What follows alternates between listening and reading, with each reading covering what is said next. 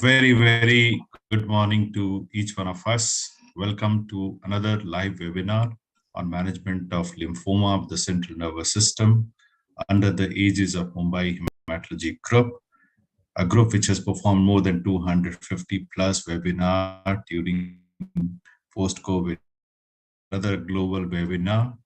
And we are thankful to our program director, Professor Dr. M.B. Agrawal sir, for uniting all of us every Saturday and Sunday. Inspiration for us, and we are fortunate to have you, sir. No wonder that you have been awarded many accolades, including the Inspiring Hematologist of India. May I request you to take it forward from here, sir?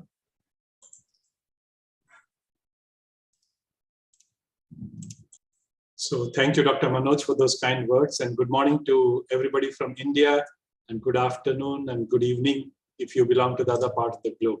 Today our guest speaker is Dr. Nicholas Martinez-Kelly from Nottingham, UK. He's going to lecture on management of lymphoma of central nervous system. This webinar is brought to you by Mumbai Hematology Group. It is supported by INTAS, which has embraced Mumbai Hematology Group like no one, and I'm thankful to Dr. Manoj for that. It is perfectly managed by Perfect Square without any flaws. So thanks to Dr. Manoj and his team from INTAS, Kalpesh and Yash and their team from Perfect Square, Executive Committee of Mumbai Hematology Group. Our chief guest today is Professor Reena Nair from Kolkata. Our guest speaker, Dr. Nicholas. All our discussants who are very prominent hematologists and medical oncologists, and you participants for sparing your Sunday morning or afternoon or evening for this academic activity. Do visit our website. It's very simple to remember, mhgindia.com. For all our future academic activities, this is the place to go. Visit it once a week and you will have everything at your fingertip. To introduce you to our next weekend activities, we begin with Friday. Friday, 7:30 p.m. We have got a webinar on romiplastin-based treatment of aplastic anemia.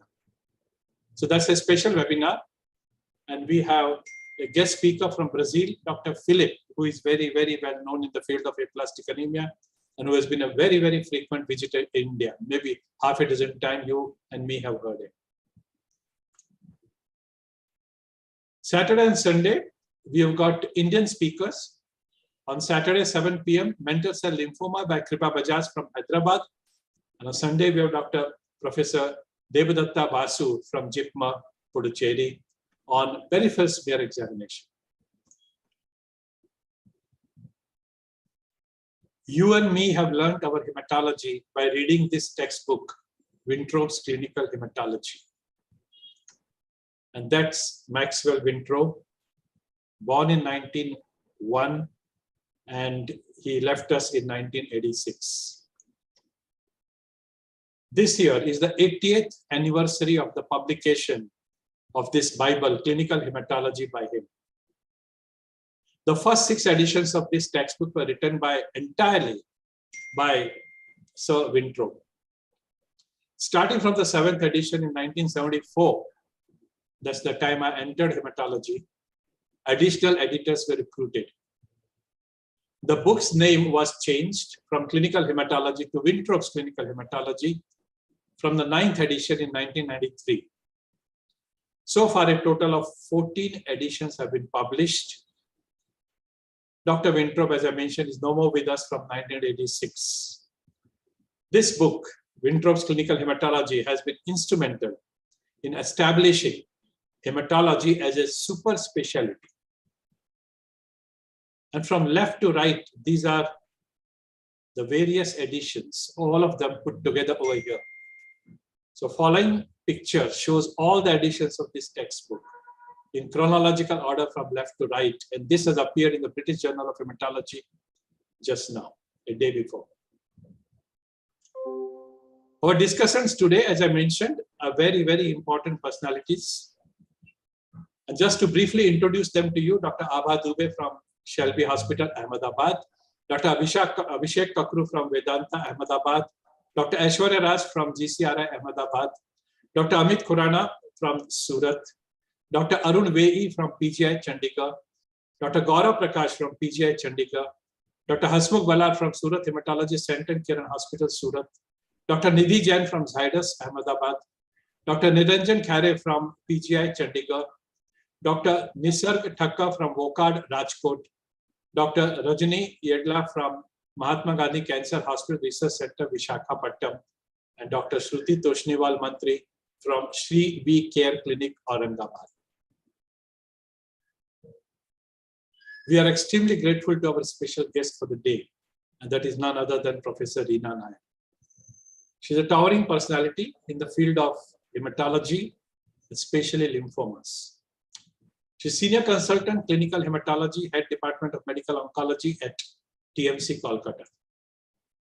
She did an MBBS and MD Internal Medicine from Goa Medical College, the Bombay University, 1979 to 88. Residency followed by fellowship in medical oncology from TMH Mumbai.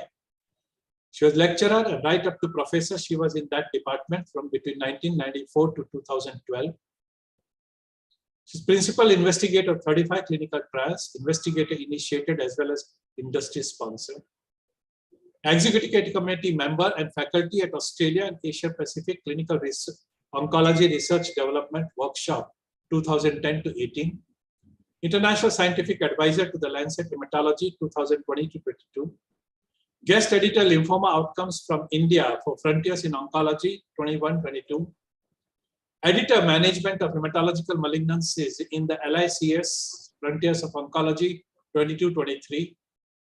Published over 125 papers and 15 book chapters. Her interests are basically in lymphomas. Founding member of the National Myeloma Group Image from 2017 till date. Principal investigator of the Onco Collect Lymphoma Registry 18 onwards. Funding member of the Immuno-Oncology Society of India 19 onwards. And funding member of the Women for Oncology India Forum 21 onwards.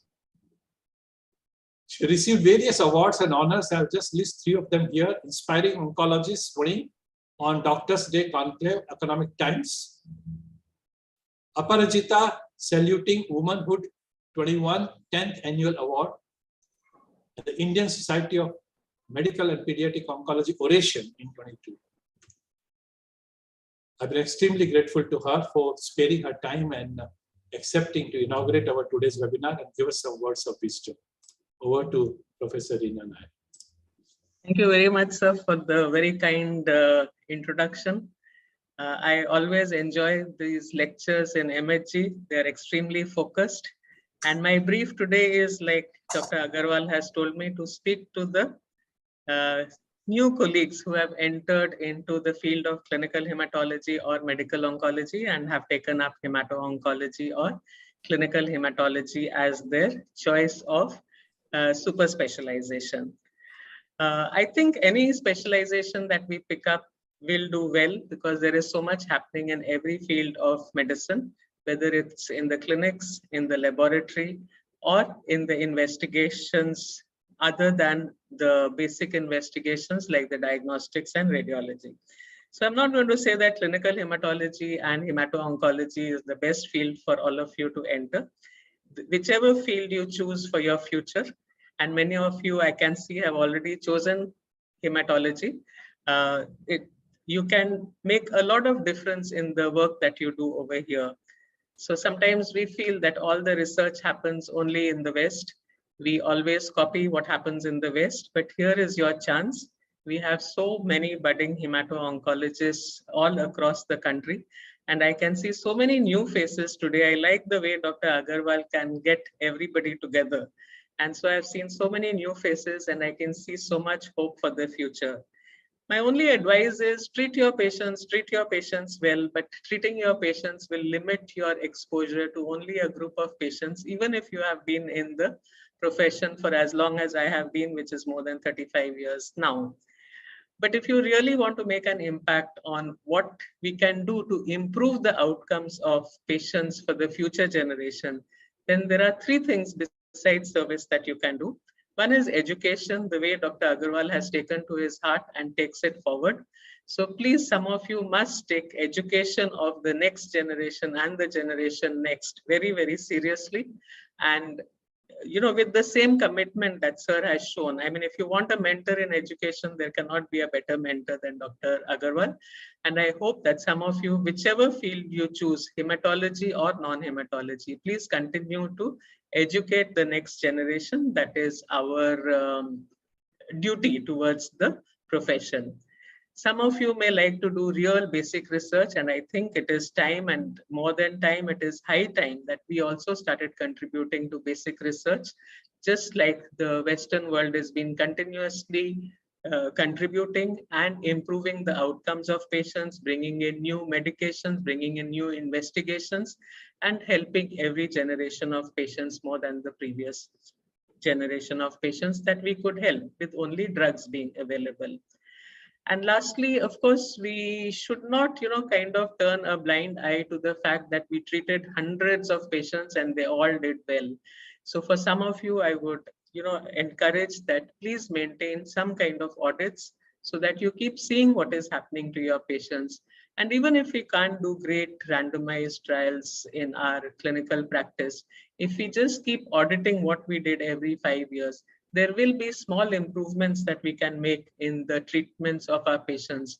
And in that very manner, we will be able to help them as, the next lot of patients come into your clinic for the next 5 years.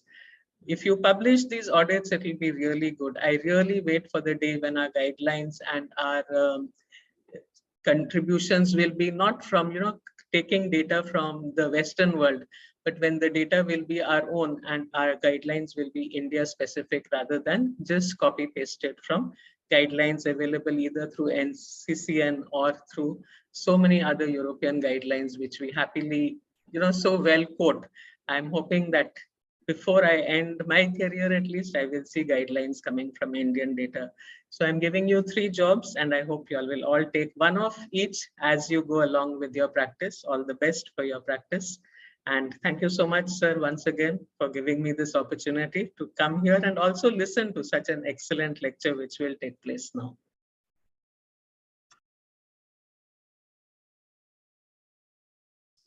Thank you, Professor Rina Nair, for being with us this morning. Kind words and lot of words of wisdom. So if the guys who have been around, who were logged in at 11:25 and they were waiting for your speech, I think they got enough food for thought.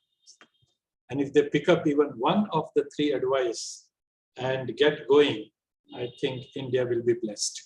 And thank you so much. This is the time now for us to discuss the Sunday quiz. Sunday quiz has been always an attractive option for all of you. Today's quiz is related to MDS-MPN overlap syndromes. You'll be shown a picture. This picture has the names of various MDS-MPN overlap syndromes.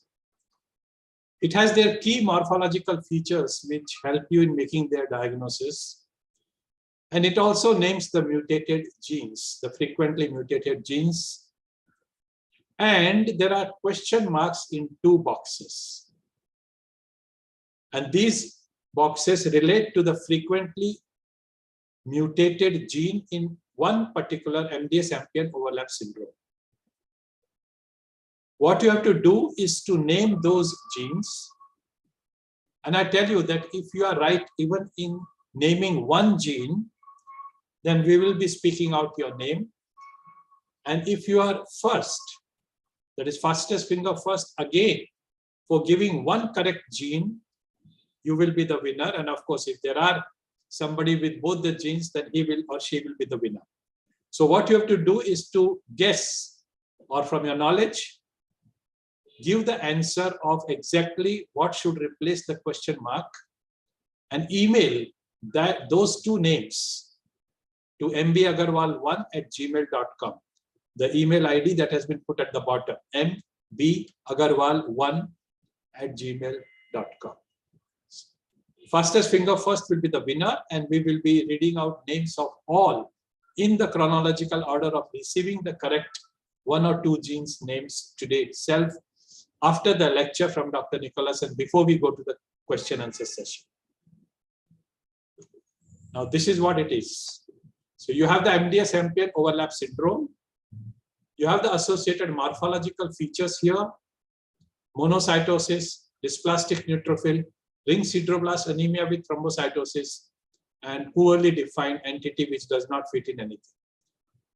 Pediatric onset monocytosis, JMML, adult onset CMML, dysplastic neutrophil, atypical CML, ring sideroblast thrombocytosis anemia is MDS-MPN RST, and the MDS-MPN-U group. And here are the genes. So in JMML, RAS gene mutation; in CMML, ASXL1, TAT2, and SRSF2. In MDS-MPN RST, JAK2 and SF3B1. What should be here for the atypical CML is the question to you. And you will have to email to mbagarwal1@gmail.com, one or both the names of the genes. Fastest finger first, both the correct genes is the winner. Fastest finger first, even one correct gene will also be a winner. And we will read out the names of all those who give one or the two genes correct names in their chronological order. So that's the quiz of the day. I'll keep it on for another 15 seconds.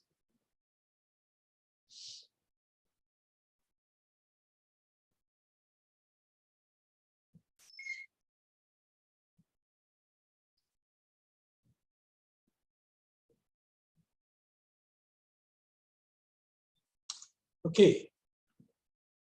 And the last part before we go to our guest lecture is our weekly case study. And today's case is of open heart surgery in a case of cold agglutinin disease. 68-year-old woman, resident of Amritsar. Severe mitral stenosis from her adolescent age. It became severe now, and she developed moderate pulmonary hypertension and even an episode of cardiac failure. No IHD, no DM, no HTN. And now there was a plan to do her mitral valve replacement. Cross-matching detected agglutination. Her hemoglobin was 11, Billy 1.4, indirect more than direct, LDH high, and mild reticulocytosis. She was declared a high-risk case for the surgery, and she moved to Mumbai where her daughter lives, and she got admitted in Bridge Candy Hospital for the surgery. Hematologic consultation was asked. Baseline cold agglutinin titer was 1 in 1024 at 4 degree, and there was a high thermal amplitude of 30 degree. Now, for the students, it's important to remember that cold agglutinins can be quite innocuous. Their titer may be extremely high at 4 degree, which of course in this case is relevant because she's undergoing an open heart surgery. But otherwise in day-to-day life, what is important is what is the thermal amplitude. And in her case, it was 30. So if her temperature drops to 30, like at the fingertips, nose tip, or ear lobe tip, or the toe tip, or if she visits a higher altitude, then she can get into problem in her routine life. There was no past or present history which was relevant. The workup for mycoplasma for chronic lymphocytic leukemia and lymphoma, including on PET and marrow examination, was negative. This is from the angle of etiology. So it was a primary idiopathic cold agglutinin disease, of course causing a mild hemolysis. There are various options to make her fit for the surgery. Steroids, which are not so effective in cold agglutinin. IV gamma globulin, which is quite effective, especially for a transient purpose. Rituximab, which is effective for a chronic management. And plasmapheresis, which can be very effective in emergencies. All these were discussed with the cardiac team as well as the patient and the family, but finally avoided. Patient was taken up for the surgery with intensive intra-op temperature monitoring. All precautions were taken to avoid exposure to temperature below 34. IV fluids and irrigation fluids were warmed before administration. The inhalation gas supplied to the patient was set at 37 degrees Celsius using a heated circuit. Lower body thermal blanket and higher operation theater temperature helped in maintaining her core temperature to more than 34. Warm crystalloid fluid were used to prime the the bypass circuit. Warm blood cardioplegia was delivered through aortic route to sustain the electromechanical silence. She was anticoagulated with heparin with ACT of more than 480 seconds, and the mechanical mitral valve prosthesis was inserted, and she was moved back to the surgical recovery ICU. Intensive hematological monitoring was maintained in the post-op period. Her hemoglobin was found to be 8 and the blood pressure dropped. The workup for active hemolysis, except what was picked up at the baseline, was negative. So this drop in hemoglobin and BP was due to blood loss that might have taken place. 2 units of cross-matched leukodepleted packed cells were infused through inline warmer. Her hemoglobin was raised to 10 plus. Warm saline through nasogastric tube maintained her core temperature to 36. Today, she's still in the hospital. Today, she's post-op day 7. Her hemoglobin is wonderful. She's out of the ICU and fully mobilized. That's the case, and I thank the whole nursing team, the senior cardiac surgeon, Dr. S.S. Joshi from Bridge Candy Hospital, Dr. Pratit Samdani, the physician and the intensivist from Bridge Candy Hospital, Dr. V.P. Antia, my colleague from the hematopathology department, the blood transfusion department of Bridge Candy Hospital, and the whole laboratory technician team, and overall the whole multidisciplinary team, which has been very successful in managing this patient, the early days, day 7, but I'm sure that she'll go home without any further complications. A few words about this entity. The mechanism of cold agglutinin at low temperature is an interaction between cold agglutinins, which are usually IgM, and the I antigen on the surface of the erythrocytes. So this is the erythrocyte, that's the I antigen, and that's the IgM antibody.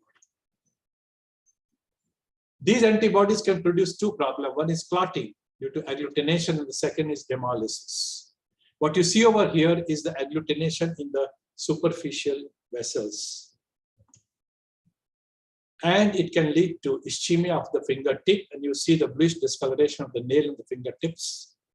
And the same thing little more over here, and you can see the same comparison to a normal hand on the right side and the 2 hands on the left side. And the test tube can show you agglutinated RBCs. This is at a room temperature, this is at a lower temperature. And this can cause hemolysis, as you see over here, especially at the cold temperature. And what you see here in an inverted tube is agglutinated RBCs, which are more crystal clear at 4 degrees and less clear at 25 degrees. While making the peripheral smear, the smear will look dirty like the one on the down bottom because of agglutinated RBCs when the temperature drops to room temperature. And under the microscope, you can see the red cells agglutinated like this. And you must rule out an underlying lymphoproliferative disorder, including if there is nothing in the PET scan, by doing a bone marrow, as you see over here, the lymphoma infiltrating this bone marrow. This is a published case showing you what happened during the surgery when the cold agglutinin were not diagnosed before the surgery. The blood is clotting in the tube. So this is massive blood clot in the cardioplegia line. And what you see over here are the clots that were removed from the coronary artery. Intravenous gamma globulin that I talked about can be a very useful way to use and prepare the patient for surgery, as this will clot or sort of coat the I antigens. This is the I antigen and this is IV gamma globulin, and prevent problem during the surgery. It may look an innocuous disease, especially if the thermal amplitude is not very high, but look at this. The mortality is significant. This is a survival curve, and if you see over here at around 120 to 140, half the patients may be dead. So learning point from this case for all of us are, incidentally discovered cold agglutinin disease must not be neglected. Patient can develop critical problem of hemolysis or agglutination or both, especially when the body temperature is lowered and this would have been a very serious problem during open heart surgery. The perioperative management is extremely controversial, and this case made us read a lot. Role of pre-op immunosuppression, IV gamma globulin and plasmapheresis is unclear, and that's why we didn't resort to these. Some of these can be very expensive and traumatic. Open heart surgery can be performed without complications using a reasonable and appropriate warm cardioplasia technique, which was done in this case. Monitoring and maintaining the strict core temperature is the key to the success. So the last statement tells you all. And now we go to the main part of the job today, and that is our guest speaker, Dr. Nicholas Martinez Calais from Nottingham, UK. To introduce him, he's MD, MSc, PhD, C. He's a consultant hematologist in Nottingham University Hospital, NHS Trust, and he has special interest in chronic lymphocytic leukemia and lymphomas, one of which is covering today the CNS lymphoma. He completed his medical degree in Colombia at La Sabana University in 2008, and his specialty training in Spain at the Navarra University Clinic in 2015. He completed his PhD in 2021 at Navarra University in the field of epigenetics and DNA methylation.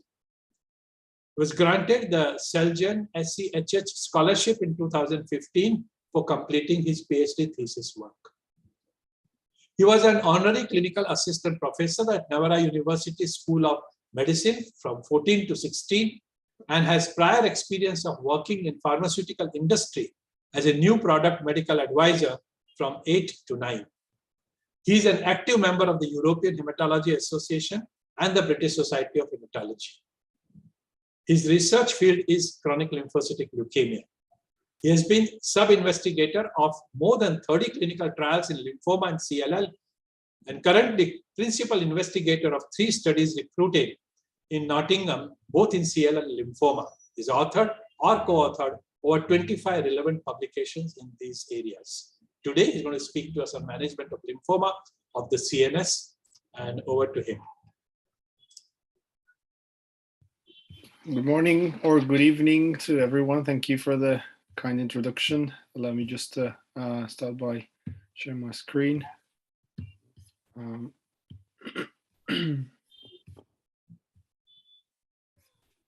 Is that seen correctly?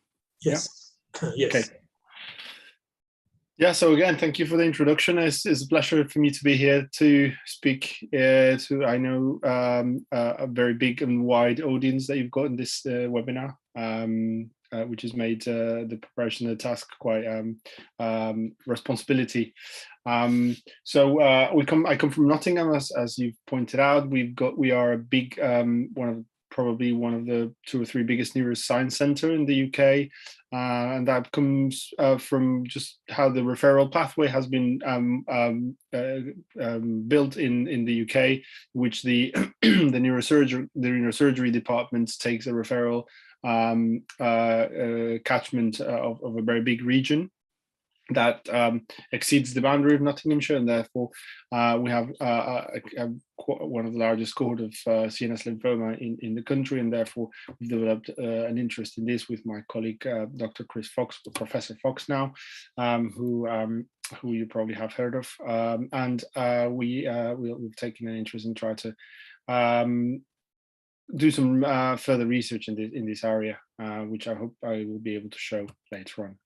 So I've got no conflict of interest to declare, and the agenda will go into these main big topics. I hope I will be able to cover everything, and obviously in the interest of time, there's a few bits that I wasn't able to include, so I'm happy to have any discussions later. So starting on primary CNS lymphoma, so epidemiology, as you can see, is about between 4 and 5 per million per year. That is the incidence. So it's a very rare disease in general. It's only about 2 to 5% of brain tumors and only 2% of all brain lymphoma. So, and that just highlights the importance of referring these patients to, or concentrate these patients in bigger referral centers to kind of build up the expertise, and treatment of these lymphomas need a bit of expertise in terms of the management of the regimens, etc., and also the complications. So I think the system we've got works quite well. It's a disease of immunocompetent patients, so it's not that myth of the lymphoma, primary CNS lymphoma, being a disease typical of HIV patients is probably not true now. The vast majority of our patients are immunocompetent, and obviously you do have to test for HIV at diagnosis, but is not longer that association is no longer valid, I think. And then the median age of diagnosis is above 60 years of age. There's several large population-based studies or consecutive patient studies who've put the median age at 68, 70 years of age. So it's a disease of the elder which poses significant challenges, as you will see later on. The age of diagnosis is increasing, and it's not just because people is living longer. As you can see, this is a retrospective population-based study we've done in Nottinghamshire, looking at a register that we had from 1982 of patients diagnosed with primary CNS lymphoma. And as you can see, the median of age kind of goes up with every decade. And it's quite remarkable that there are people that have been diagnosed on the 80s and 90s, whereas previously they weren't. There has some obvious caveats of access to medical care and access to diagnostics, which probably these patients didn't have before. But it does look like this incidence is growing, and we don't really know how to fully explain that. And the primary CNS lymphoma is a very particular disease, as you probably all know. It brings unique sequelae because of the nature of the location of the lesions, and obviously neurological and cognitive sequelae can be quite devastating. There is obviously a problem with drug delivery. By nature, the CNS is a sanctuary site, and therefore the penetration of chemotherapy agents is a problem or an issue that we try to address with the current regimens. But still, it's a problem, and it probably takes into account some of the relapses that we see. And then the problem is that the surrounding brain tissue is vulnerable also to toxicities, particularly radiotherapy, but also chemotherapy, and any damage to the brain, as you know, can be quite significant in terms of sequelae and consequences. So there is there are some very, very important particularities to take into account when treating these patients. A slide on biology. I'm not going to dwell too much into this because it's probably not the main outcome of this study, but just to show you the main kind of signaling pathways that have been linked and affected by within the CNS lymphoma, and they want to probably highlight your attention is the one on the top left, which is BCR and NF-kappa beta, which contains gene signature of which the main gene is MYD88, which is the main gene that has been associated with primary CNS lymphoma. And the knowledge of the biology of this disease has had already impact on the way, or will have impact on the way we diagnose and treat these patients. In terms of diagnosis, the MYD88 mutation is now being demonstrated to be helpful in minimally invasive diagnosis, for example, using circulating cell-free DNA, both in blood and CSF, using MYD88 mutations as a target. So that's one thing about diagnosis.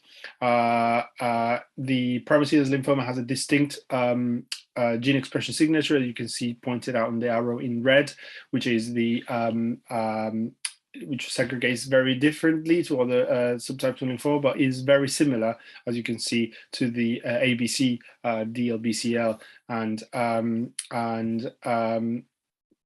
that's consistent with these alterations in the NF-kappa beta and the BCR pathway, and that also brings a therapeutic kind of target for these patients, which is essentially BTK inhibitors, which, as you will see later, they're very active in this disease. And also there is significant and recurrent cytogenetic alterations that you can see in the graph on the lower right, of which BCL2 IgH rearrangements are probably the most frequent. So so we're diagnosing this disease more and more. The diagnosis or the age of diagnosis is increasing. So what's happened throughout the years, and we have been lucky enough to have this registry built in Nottinghamshire, as I mentioned, from 1982, and this is a paper we published last year, in which you can see the differential outcome between errors between 2000 and before 2010 and after 2010. And that date we've chosen because that was the date roughly where the matrix and autologous stem cell transplant was introduced. As you can see, the difference in outcome is quite clear. We think this is explained mostly by this, but also improved in supportive care and better delivery of therapy. As you can see, these people were treated with mostly CHOD-BVAM before 2010, and after that, it's been treated with now what we, the kind of the protocols that we tend to use today. So how do we treat this condition? So the paradigm essentially is a combination of a remission induction with intensive chemotherapy followed by a form of consolidation. And no matter where you go, whether it's the ILSG study group or the French study group or the Americans, that paradigm kind of is quite homogeneous in the form of initial chemotherapy followed by some form of consolidation. And I'm obviously going to focus quite more on the ILSG 32, which is we've taken active part in the UK on this study group, and we have incorporated treatment with these regimens as part of our standard of care. So this is what you would be treated with, depending on you come from, whether you come from the US or you come from Europe. And as you can see, we are very much fond of the autologous stem cell transplant for the intensive treatment on the left side column, and on the intermediate column we treat people with who are not fit for autologous stem cell transplant with a protocol that we call RMP that we will look into a lot of detail later. And those who are not fit for intensive chemotherapy, essentially not fit for high-dose methotrexate for whatever reason, whether that is ECOG or renal function or left ventricular ejection fraction, they're treated in a palliative fashion with rituximab, temozolomide, procarbazine, or radiotherapy, or essentially just best supportive care, which involves basically a bit of steroids. And the treatment in the US is completely different. And basically that is just, I think, I don't think they can have access to autologous stem cell transplant in every center, and there are some insurance issues, etc. So they kind of tend to lean more towards radiotherapy, which is still a valid option, but we believe that is autologous stem cell transplant is definitely preferred. So Matrix has been published now a few years ago, is recently gone up to a follow-up of 88 months, which is quite remarkable follow-up. And just to remind you of the design of the trial, they had 3 arms of treatment, and the first randomization included patients younger than 65 up until performance status of 3, and between 65 and 70 years of age up to performance status of 2. So as you can see, the first was methotrexate RSE on the first arm on the left, the middle arm that is on the right added rituximab to that combination, and the third arm was the matrix arm. And then the response assessment came after that, and those who were at least achieve a PR were randomized to either radiotherapy or autologous stem cell transplant. And this has been published initially in 2 different papers, one focusing on the first and second, focusing on the second randomization, and then the results have been updated recently in EHA for the 88-month follow-up. So the activity of the induction therapy, as you can see in these survival curves, PFS on the left and overall survival in the right, there's a clear benefit of the matrix regimen with a long-term PFS that goes up to 50%, and the overall survival is probably very close to 70%, which is quite remarkable for what we were used to for this disease at the time. As you can see, the methotrexate cytarabine is probably the least favored option. And although there is no statistically significant benefit of the addition of rituximab to that, you can see that there's a trend, and definitely the matrix regimen has given us this excellent outcomes, and for this reason we tend to use rituximab, acknowledging that perhaps there hasn't been a very clear evidence-based trial that has demonstrated activity of rituximab, we just use it in general with Matrix because we want to guarantee the outcomes of this study. And then the consolidation. So you can see the arm D is the radiotherapy and the arm E is the autologous stem cell transplant. You can see there's no statistical difference between outcomes, whether you look at PFS or OS, in between the two arms of people who have achieved a PR. And those who have achieved a PR have, as you can see, an excellent outcome with overall survival, which is very high for the standards that we were used to for this condition. And if you looked at those people who had Matrix and then follow that with an autologous stem cell transplant, the outcomes are even better. So, we're very much convinced that this is probably the best regimen there is out there for treatment of primary CNS lymphoma, and this is what we use as standard of care.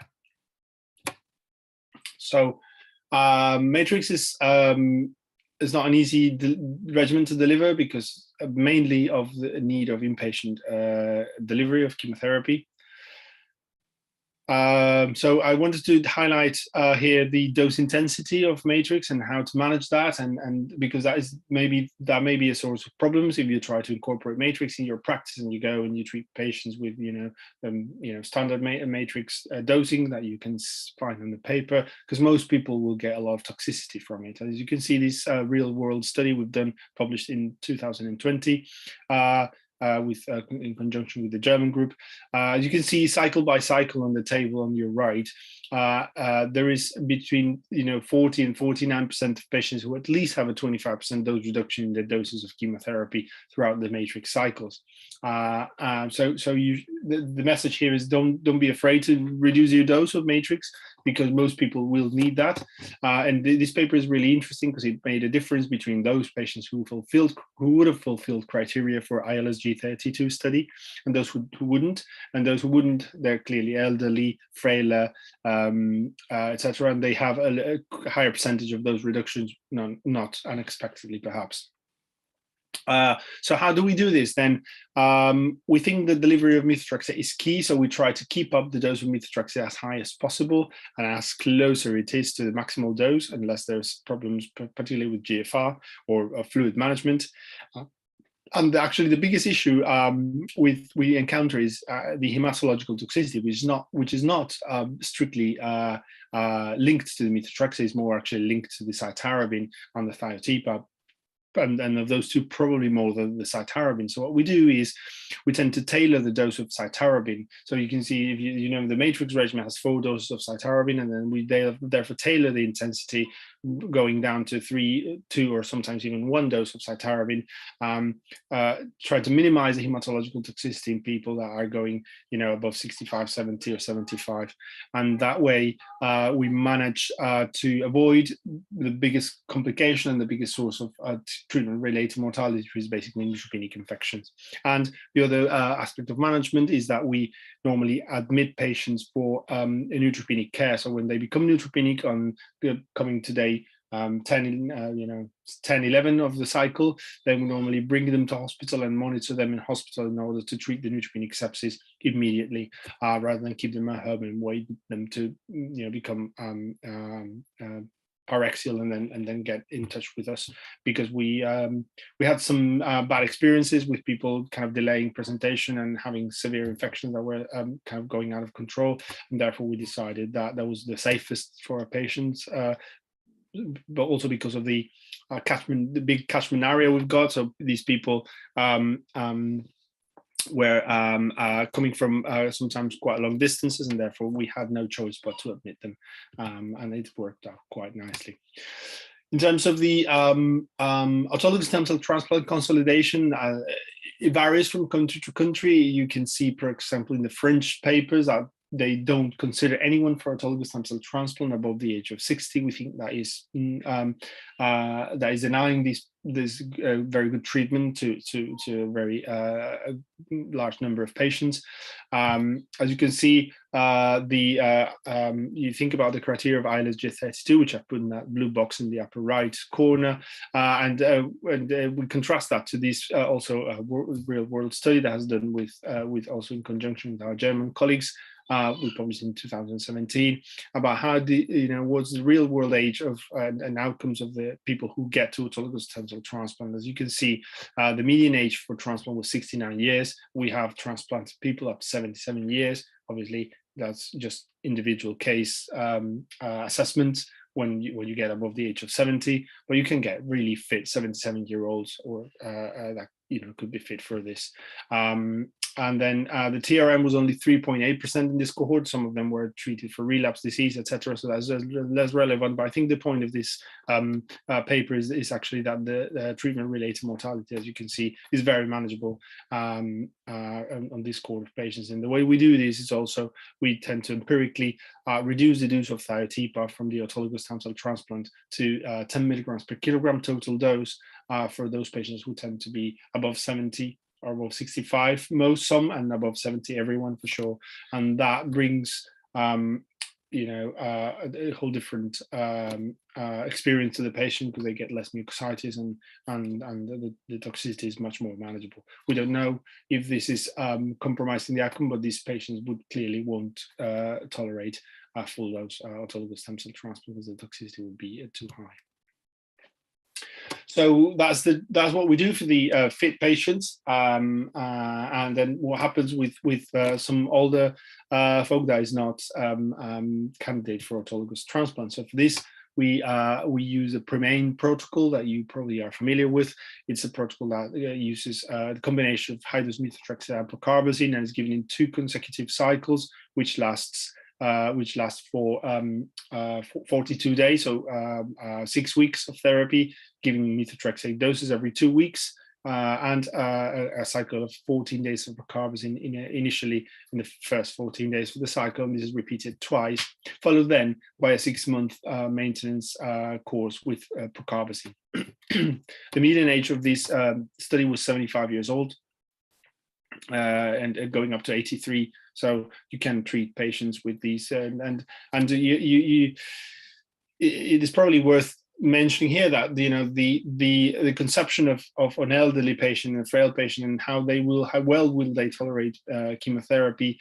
You have to be slightly more flexible when you're talking about methotrexate, because people above on their 80s can tolerate single agent methotrexate reasonably well, provided obviously the renal function is fine and the ejection fraction is fine, and they're able to cope with a fluid challenge, because it has quite an enormous fluid challenge. But the hematological toxicity of methotrexate alone is not very high, particularly if you use it in the fashion that we do in primary CNS lymphoma.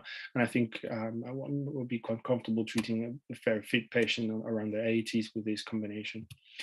The outcomes of this study, as you can see, the medium or the 18-month PFS is 42%, which is not bad. Is not too far from what we've seen in the matrix and autologous stem cell transplant.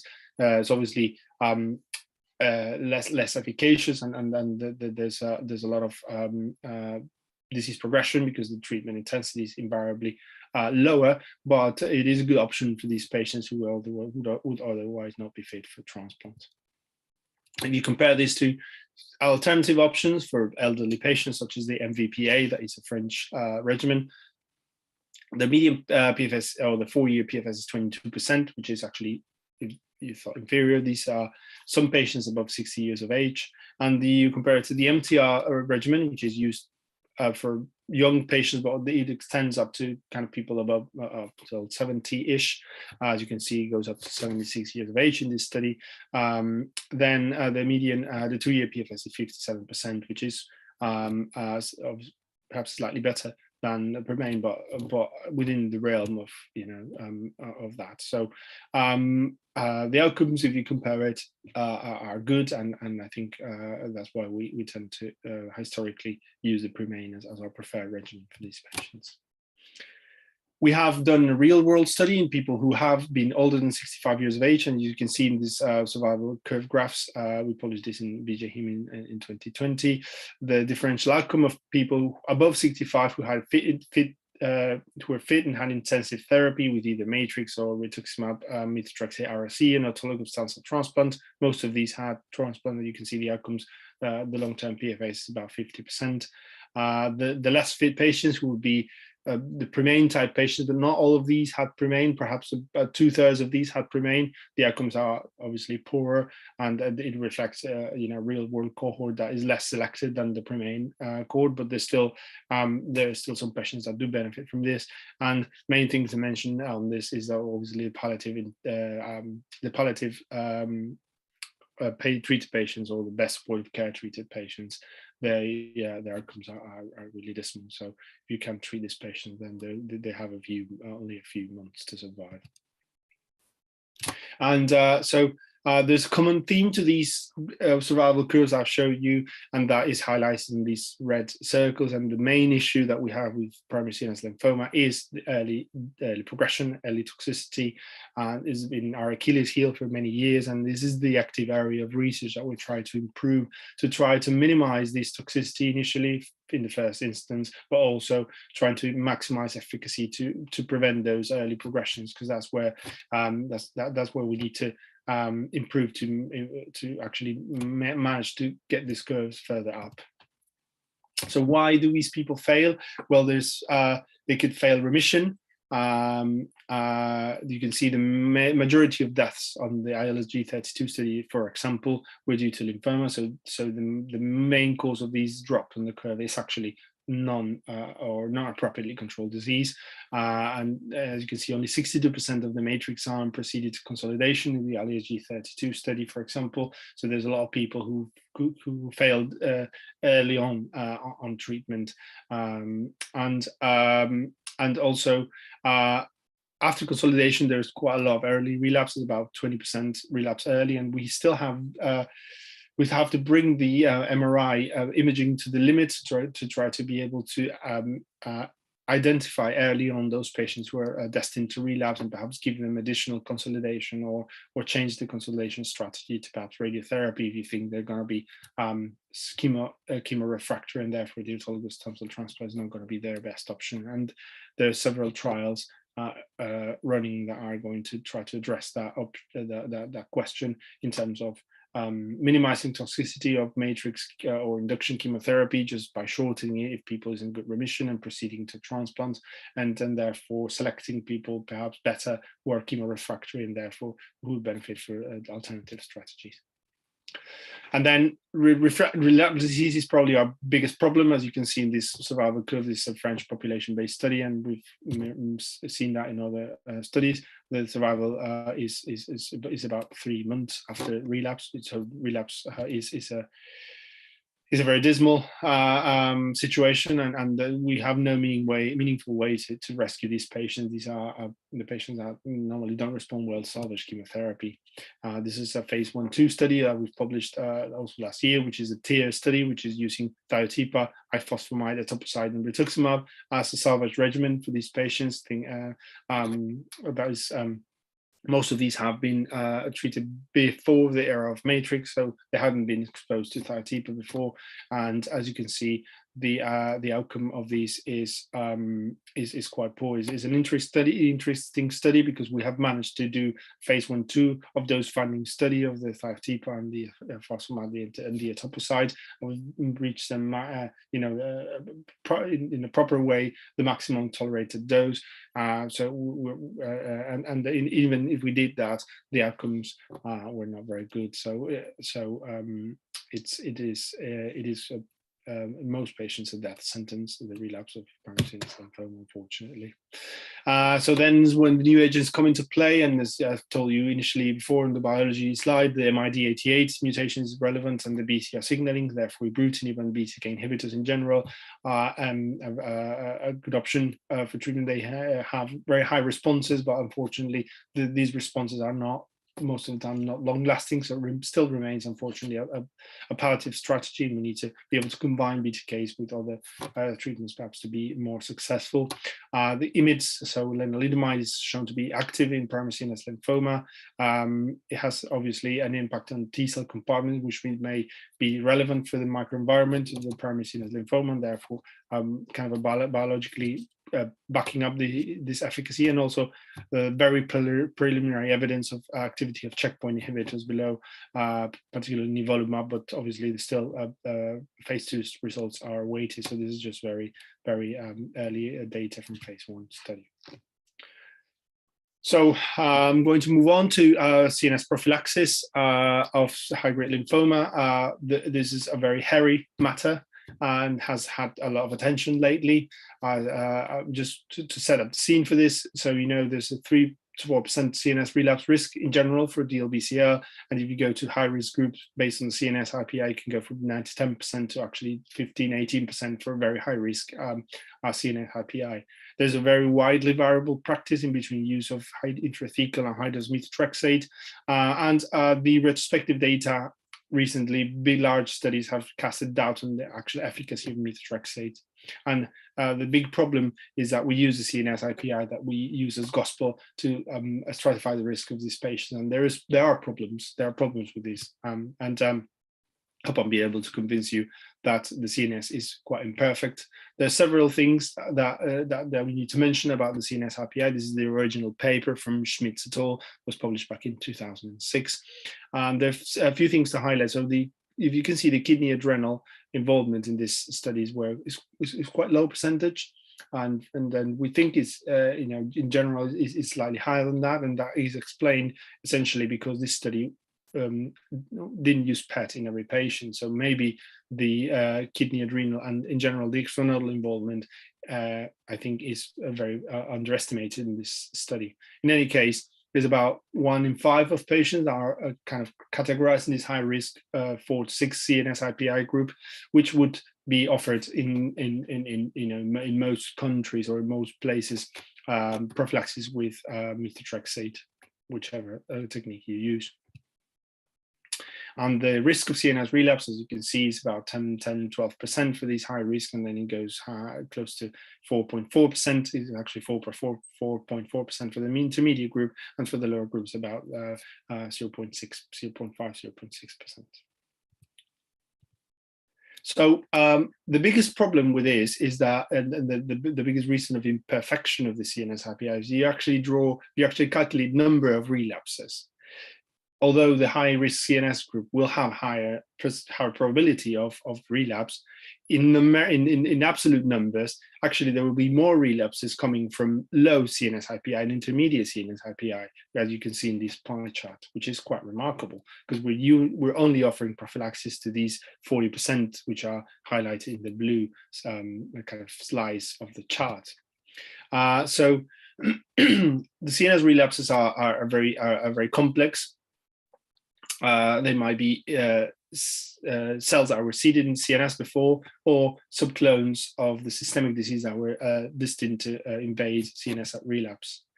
We have isolated CNS relapse, but we also there can be either parenchymal or leptomeningeal, but we also have concurrent CNS and systemic disease, which is and we don't know what the role of acquired mutations in this situation, how much the disease burden of the systemic disease affects this risk.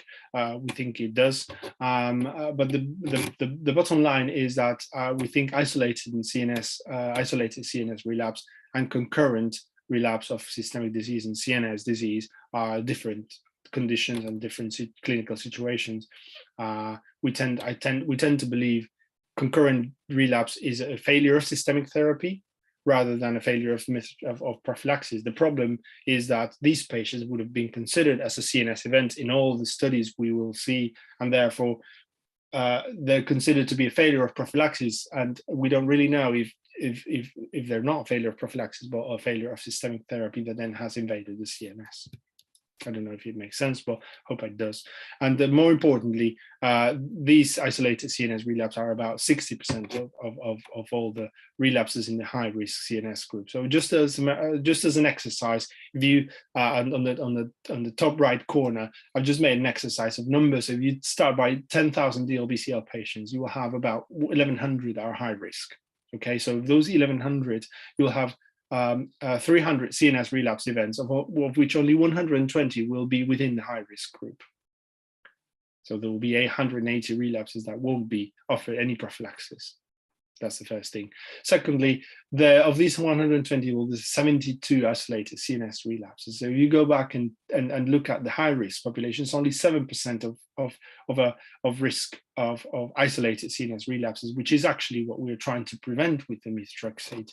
And that if you consider the methotrexate to be very active, so for example, bring down that percentage from 7% to perhaps 3.54%, your number needed to treat is still very high, 28, without even including that you're treating that additional patient with high dose methotrexate who will have systemic and CNS relapse, and then therefore the systemic therapy is failing. So it is very difficult. We need better ways to identify the risk of CNS relapse in these lower and intermediate risk, because they are relapses there, and we need ways to lower the number needed to treat with better ways to detect patients at high risk who are going to be destined for isolated CNS relapse. And also we need to segregate these two conditions in studies, otherwise we won't have clarity on what's going on. So can we improve the CNS IPI? So there have been some ways to improve it. As you can see, this has incorporated the cell of origin, and it has a better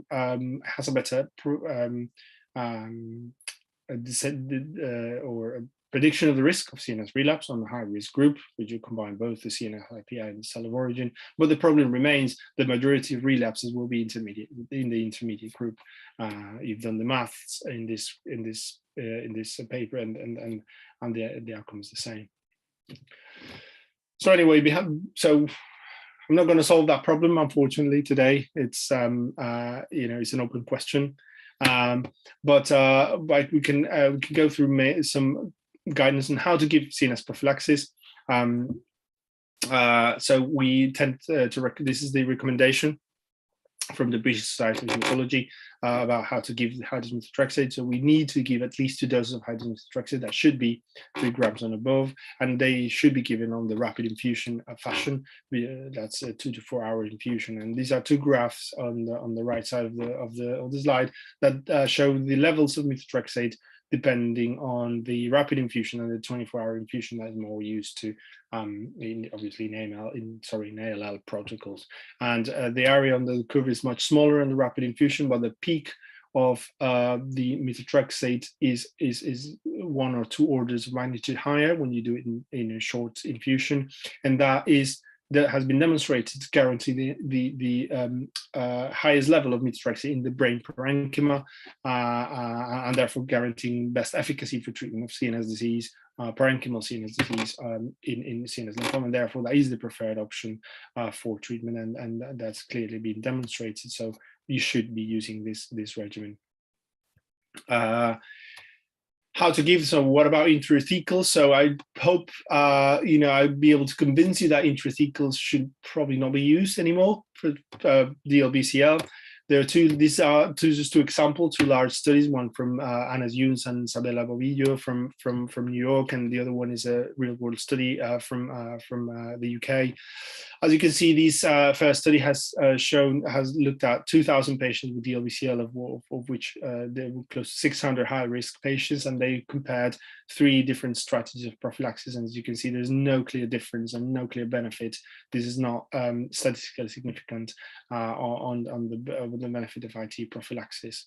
And on the real-world study we've done in the UK, we've looked at 690 patients, of which we had nearly 277 high-risk individuals with based on the CNS RPI.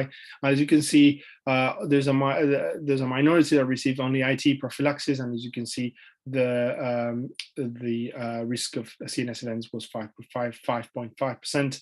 As compared to 2.7 with no prophylaxis. So when you adjust the hazard ratio for all, because the two cohorts that were not strictly comparable, so when you adjust that with a multivariate analysis, the hazard ratio is only 1.34, and you can see it clearly crosses the 1. So there's no clear benefit of IT prophylaxis demonstrated in these retrospective studies for DLBCL. When to give hydroxymethotrexate prophylaxis. So this is also a large study that was published by the UK group in 2020. It looked at more than 1,300 patients treated with R-CHOP. The LBCL treated with R-CHOP, which were meant to have hydroxymethotrexate. There were 409 cycles of hydroxymethotrexate administered, some of them intercalated, some of them done at the end of R-CHOP induction. And the conclusion was that there's a 20% risk of delay in the R-CHOP chemotherapy if you use intercalated hydroxymethotrexate, and that median delay could be up to 7 days. And that's definitely compromising treatment intensity of R-CHOP. And most of these delays were attributed to directly to methotrexate. And as you can see, the delay was higher when the treatment with hydroxymethotrexate was given after day 10. But the more important, so the two more important things about this, study is that the side effect profile of end of treatment hydroxymethotrexate was a lot better than the one that used intercalated. So there is clearly some added toxicity of hydroxymethotrexate when you use intercalated, which is manageable. Don't get me wrong, it's doable, but the perception and the risk of problems for patients is definitely better. But the more important thing is that the risk of CNS relapse is exactly comparable between the two groups. So you can safely treat your patients with high R-CHOP, maintaining a dose intensity, which is actually key to control your systemic disease, and then do the prophylaxis at the end without compromising the risk of CNS relapse. And then this is a practice that's been now widely adopted. It makes much more sense, and for logistic purposes on the hospitals is a lot better. And by the way, in this study, it showed also no benefit of intrathecal methotrexate. The 3-year rate of CNS relapse on people who had methotrexate who didn't is 4.4 versus 5.2%. Obviously, this is not powered to do to look at these differences because of the number of events, but it's also another piece of evidence showing that intrathecal probably not useful. Okay, in the last few minutes, I think I have a few minutes in addition to talk about secondary CNS lymphoma. We like to point you out to this review we published last year, which Dr. Kaji, which is the first author of this review, is an excellent review. He's looked at thousands and thousands of papers, case reports, small series about all the secondary CNS lymphomas, and he's done an excellent selection of the best evidence. There was for everything, and at the end we kind of do some recommendations specific for each type of lymphoma. So it's a very good source of literature if you run into a rare case of these secondary CNS lymphomas, which some of them will be, most of us will see a few or maybe just one during our career. So primary CNS Hodgkin, very important, is associated with EBV very frequently. Mostly it's parenchymal disease, and the key thing is obviously demonstrated read Sternberg cells on the brain, which is never easy.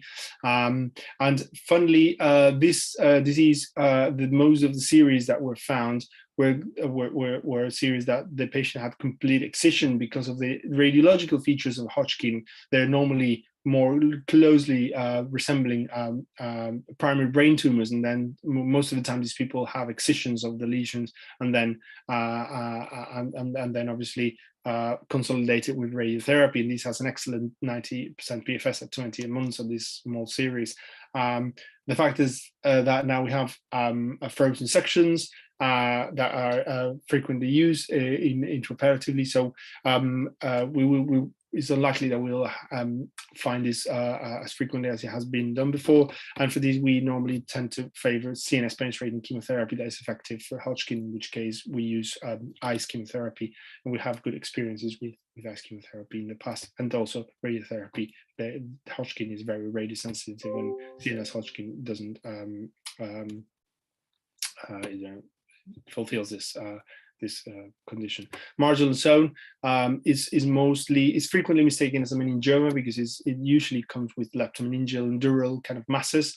It is a very true indolent disease, so it can be managed in the spirit of a meningioma, which can be just observed. And if it's giving any symptoms, that you can treat with radiotherapy, focalized radiotherapy, and it should be normally very effective. And the high response rates, and there is quite long remission documented with just radiotherapy if it's a localized lesion. Mantle cell, so typically a relapse is more frequent to have CNS disease. The induction of mantle cell lymphoma has some chemotherapy agents that have CNS activity, so that's why it's more common problem at relapse. It's more common on blastoid with patients with high LDH and B symptoms. There are some evidence of very high intensity therapy, such as hyper-CVAD of high-dose methotrexate RSE, and the hazard ratio of survival for people who had received thiotepa-based autologous stem cell transplant is 0.4, so that should be the desired outcome if they haven't received an autologous stem cell transplant before.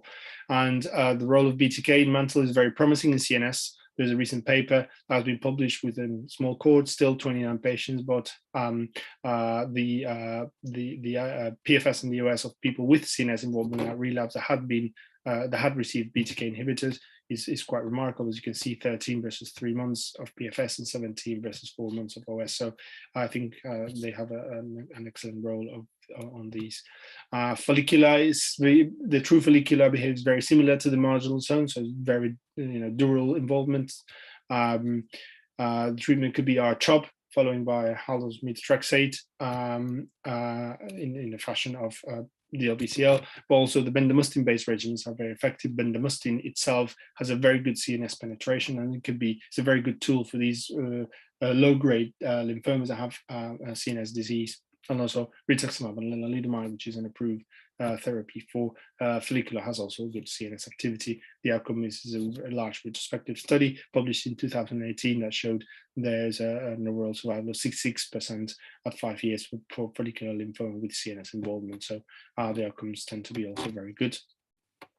And finally, Waldenstrom's, also called being Neal syndrome. It requires clonal LPL cells to be demonstrated either in tissue or CSF. It has a very diffuse infiltration, typically leptomeningeal, with very kind of diffuse symptoms in terms of neurology. It can be treated with high-dose methotrexate or bendamustine, and the outcomes are very good. As you can see, response rates are above 70%, and the 5-year overall survival reaches probably above 70% as well. And there's a small series of autologous stem cell transplant which has achieved long-term remission in the majority of these small 14-patient series. Ibrutinib as well has probably a role in this, as it has in systemic disease, and there's also this small study from this is in the Anderson 28 patients with 2-year EFS of 80%.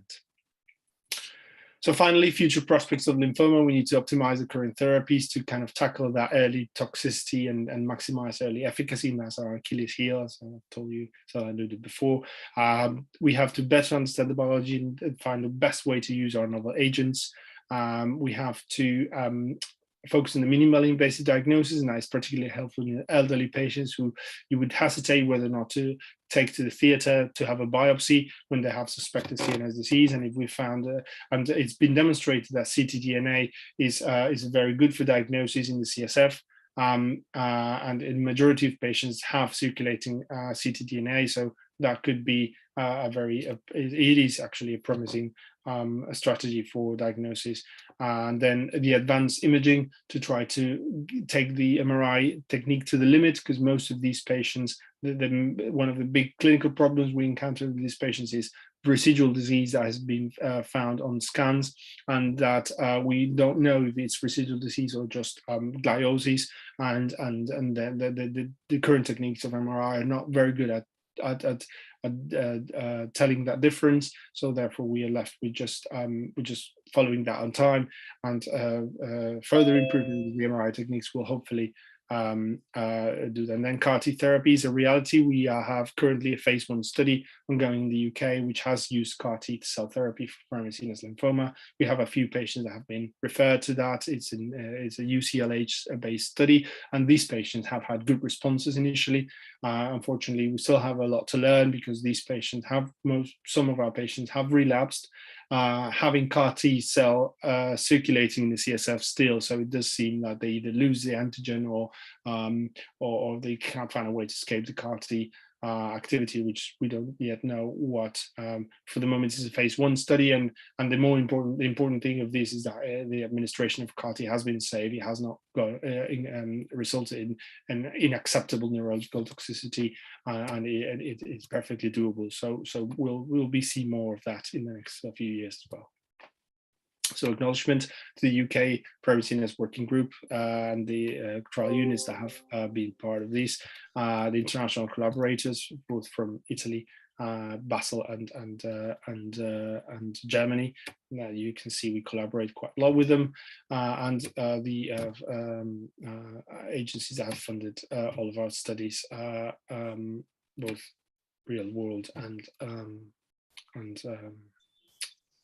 of proper clinical prospective studies. And I think that's it. I have not gone too over my time too much, and I'm happy to take any questions when the time comes. Thank you.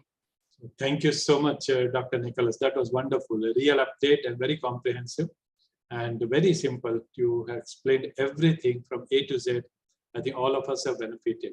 We'll just give you rest for 2 minutes, during which we will just tell the answer to the quiz to the guys, and then come back to you for the question and answer session. There are a lot of questions in the question box already. So we'll just do that for 2 minutes. So the quiz that was put to you today was related to MDS-MPN overlap syndrome. You were shown a picture with various entities, their morphological features, and some of them had their gene mutations listed and others were not. And there were some questions put, and you were asked to name those genes which are mutated in that particular entity.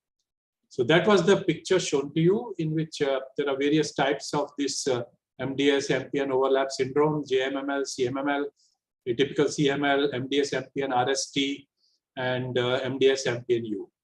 Now, some of the genes were already mentioned, and there was a question mark put for the atypical CML, and you were asked to define 2 genes which are which can help you in making a diagnosis of atypical chronic myeloid leukemia. And the answer was this: the SETBP1 and ETNK1. So we'll tell you who was the winner and who are the people who gave correct answers, 1 gene, 2 genes, etc., etc. A few words about this atypical CML. So it's a clonal hematopoietic stem cell disorder, also known as Ph negative atypical CML. Median age is about 60 years. All have leukocytosis, and this is more than 13,000 in all of them. Frequently, it is more than 25,000. It's characterized by increased neutrophils and dysplastic neutrophils. And there are more than 10% neutrophil precursors like promyelocyte, myelocyte, metamyelocyte, and Bend cells. Blasts are very rare. There is no significant basophilia as against classical CML. There is no significant monocytosis as against chronic monomyelocytic leukemia. That's one of the peripheral smear showing you the precursors of granulopoiesis in the peripheral blood without eosinophilia, without basophilia, without monocytosis, without blasts. Marrow is hypercellular with myeloid hyperplasia with dysplasia. And this dysplasia affects more than 10% of the neutrophil precursors. And there are some negative criteria you should exclude. BCR-ABL1 positivity, you should not have the criteria of CML, primary myelofibrosis, polycythemia vera, essential thrombocythemia. PH chromosome should be absent, BCR-ABL fusion gene should be absent, PDGFRA, PDGFR beta, and FGFR1 all should be absent. PCM1 JAK2 translocation should be absent. So this is like a flow chart here. So you've got patient who has got MDS MPN features. So there's leukocytosis, dysgranulopoiesis, and less than 20% blast. There's basophilia, consider CML. There's monocytosis, consider CML. Do the cytogenetic analysis, karyotyping, and FISH. If there's 921 or BCR-ABL, then it is CML. If it is PDGFRA, PDGFR beta, FGFR1, PCM1, JAK2, then these are myeloid lymphoid neoplasia with eosinophilia and rearrangements of PDGFR alpha, beta, FGFR1, or PCM1, JAK2. Now, all these are normal, and there are some other abnormalities like 8 trisomy deletion 20q or Y deletion. Then you should do NGS. If the NGS shows JAK2 mutation or SF3B1 mutation, then it is likely to be MDS MPN ring sideroblast thrombocytosis. CSF3R mutation, then it is CNL. And a lot of you have answered this. Many of you have answered SF3B1. And atypical CML is to be considered if set BP1 and ETNK1, one or both are there. Okay, and also compatible with the diagnosis of atypical CML are SRSF2, RAS gene mutation, TAT2, ASXL1. Obviously, these are not specific. So this is a mutational landscape of atypical chronic myeloid leukemia. So you have ASXL1, TAT2, SRSF2, RAS mutation. Then comes set BP1. So this is quite sort of pathognomonic of this entity, and ETNK1. So the answer expected was those two. And this one slide on the management, and that is if the patient is transplant eligible, post phylogenic transplant, because otherwise the outcome is hopeless, just less than 2 years. And if the patient is not transplant eligible, if there are mutations which can be acted upon, like JAK inhibitor or MEK inhibitors may be useful, or put them into clinical trial. If there is nothing, then use hypomethylating agents, hydroxyurea, regulated interferon, erythropoietin stimulating agents, etc. So transplant, targeted, and the miscellaneous. So answer expected was set BP1 and ETNK1. So we got a good number of answers. Majority of them were, of course, 1. These are second in the order to the 13th in order. The first at 11:46 and the last at 11:15. Within about 4 minutes, we got all these answers. So one correction was Sumit Mirk, Ketan Modak, ND Tang, Kanan Ramamurthy. Dr. Tejaswini Gudibande gave 3 gene mutations, so 1 was correct. Kunal Goyal, 1, and then after some time, he gave the correct second answer. Amit Khurana, Pujita Reddy, Bilal Kazi, Akshay Mandaloi, Mohammad Rifai, and Pradeep Sharma. So congratulations, all of you gave at least 1 gene correction, and Kunal Goyal finally gave 2 gene correct answers. The winner, that is fastest finger fast, was Dr. Ramesh B. So congratulations, Dr. Ramesh B. You have a habit of winning. This was at 11:45 a.m. As you know, he's senior resident in Department of Hematology, Gangaram Hospital, New Delhi. So congratulations to you. We'll send you your prize. Thank you so much.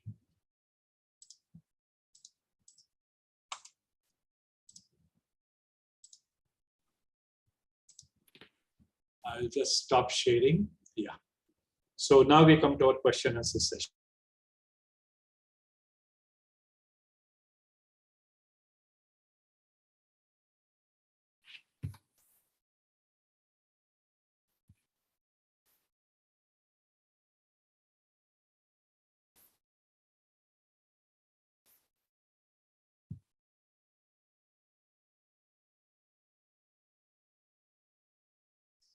Sorry, I got logged out. Now I'm back.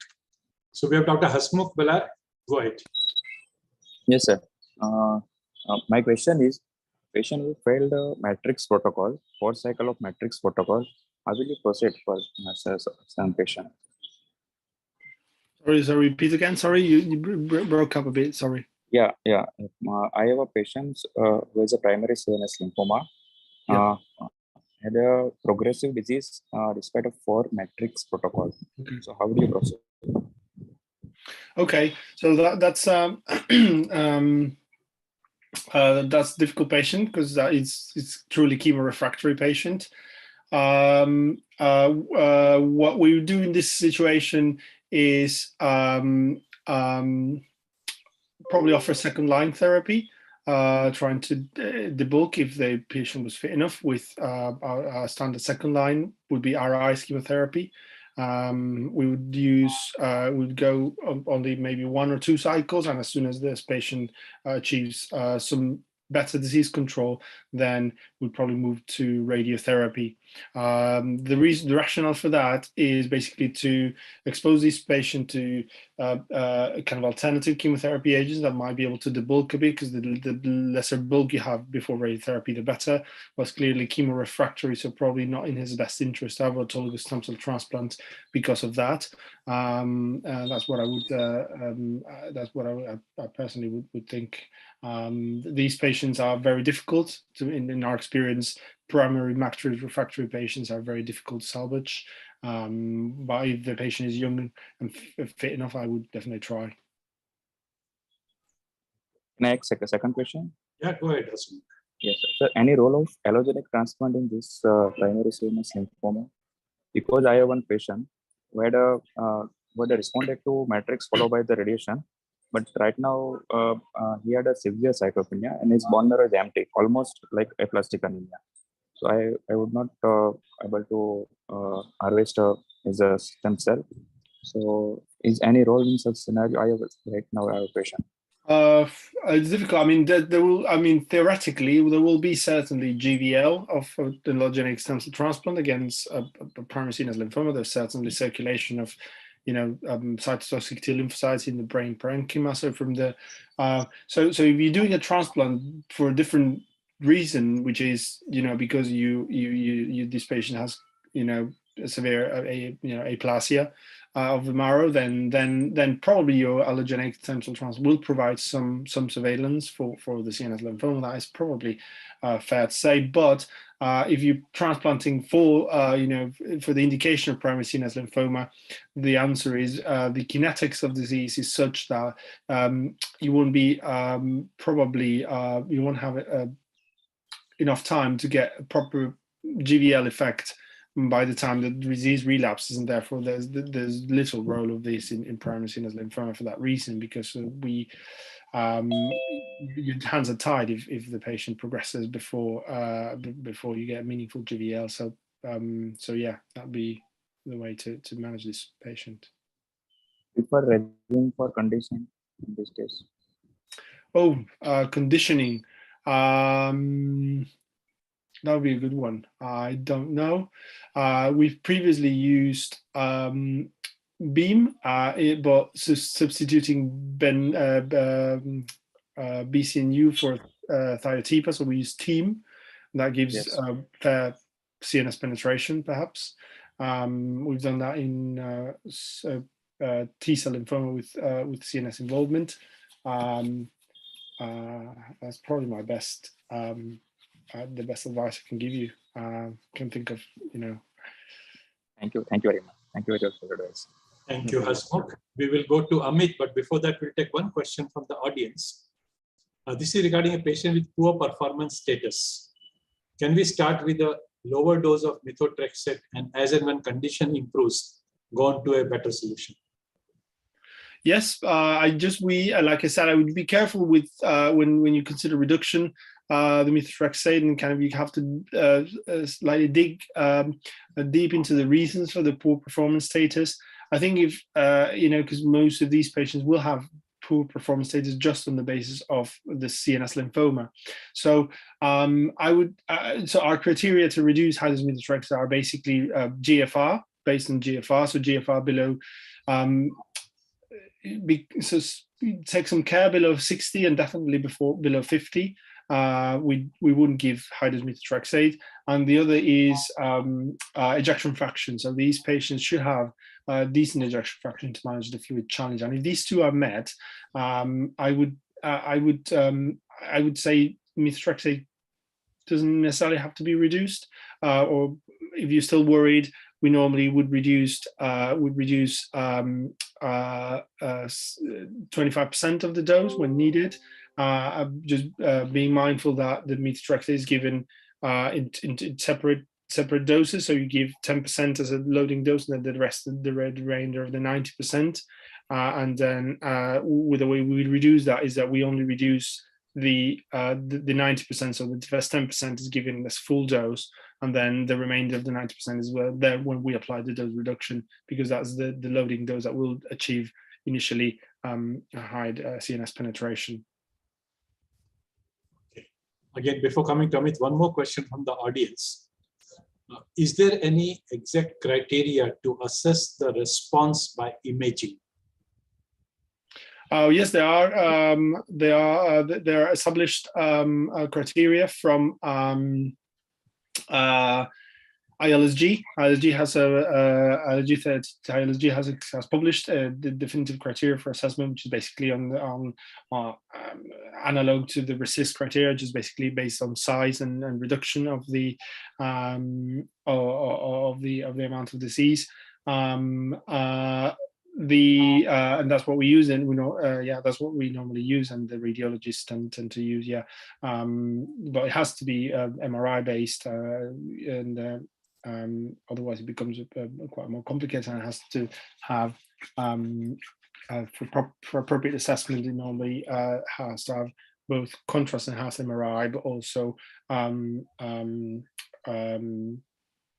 specific sequences that look into fluid restriction and ADC, just are called, it came to me now, ADC, and therefore those techniques should be kind of used together, both the contrast and the ADC, to assess properly the response. Thank you. Amit, your question. Yeah, so thank you so much for that wonderful lecture, first of all. I have a patient about relapsed primary CNS lymphoma who has taken MTR-based protocol because the patient was not fit for matrix regimen. So I used MTR, and after that, I considered the patient with whole brain radiotherapy. Now it's after 4.5 years, he's relapsing again. And as I said, the chances after relapse is just only 5 to 6 months now. So the three options which you mentioned for the relapse, one was the BTK inhibitor, second was immunomodulator, lenalidomide, and the third one is a checkpoint inhibitor. So what would you prefer in this after relapsing after 4 to 5 years of complete cycle taken of MTR and then whole brain radiotherapy as consultation? Of the three, I think personally we've had slightly better experiences with BTK inhibitors if you can access them.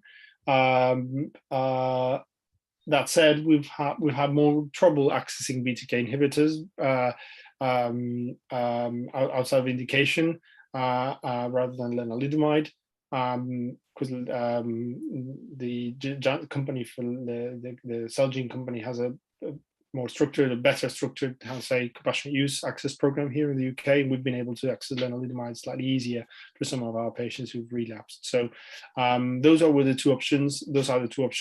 I don't think there's any evidence to say which one is better. It's hard evidence. You could I'd probably try one, and then if not, just be ready to go to the other one in quick succession. Because it's hard to predict which one will respond better, and then that just gives me an opportunity to say that, you know, it probably is not your situation, but relapses after so many years, it could be rechallenged with methotrexate if feasible. Obviously, perhaps is not the case of your patient, but we tend to use the cutoff of 1 year. And if the relapse is beyond 1 year, we would normally try to rechallenge with high-dose methotrexate containing regimens. Can I ask a second question? Yes. So you also mentioned that those patients who are MYD88 positive and CD79A positive will have a wonderful response with BTK inhibitor. So do I need to check that these two things, CD79A and MYD88 mutation, before opting for BTK inhibitors? No, I don't think there's any. I mean, I don't think there's any evidence of predictive response for these mutations. So I probably wouldn't. I would just empirically try and see, just to do early MRI and see if you're responding and monitor closely symptoms. I don't think there's any evidence, because even if the MYD88 wasn't present, it's quite likely, more likely than not, that this is an ABC, regardless of the MYD88 mutation status. So I don't think it will give you information. Yeah. Thank you so much, sir. Thank you, Amit. Before we go to Dr. Aishwarya, some questions from the audience. If you are not able to reach the tumor because of its depth, you can't do a biopsy, then is biomarker like IL-6 to IL-10 ratio in the CSF can help you in making the diagnosis of primary CNS lymphoma? Very difficult. We counter this from time to time. It's medical legally, it's quite hard to give a patient such a high intensity chemotherapy without histological confirmation. I personally be very reluctant to it.